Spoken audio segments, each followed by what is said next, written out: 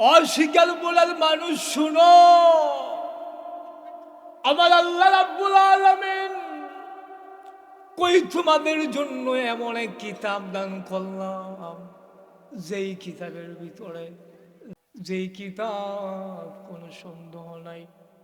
আবার এটা হলো ইমানদার এমন মুত্তাকিদের জন্য পথ প্রদর্শক। বলেন সুবহানাল্লাহ।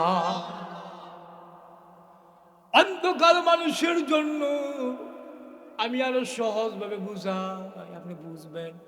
মনে করেন আপনাদের শিকারপুরের ভিতরে হেবালা সোহেদেনার বেড়ার ভিতরে আমাবস্যার রাত যেইরকম, আবার পূর্ণিমার রাত এইরকম, ঠিক কিনা? যেই বেলা বুঝানা কোরআন শরীফ পড়তেও পারে না, কোরআন তেলাওয়াত করতে পারে না, কোরআন শুনলে কোরআনের কথা শুনতে পারে না। যেই বান্দা কোরআন বোঝে না, যেই বান্দা সুদ খাই ঘুষ খাই, আছে নাকি নাই?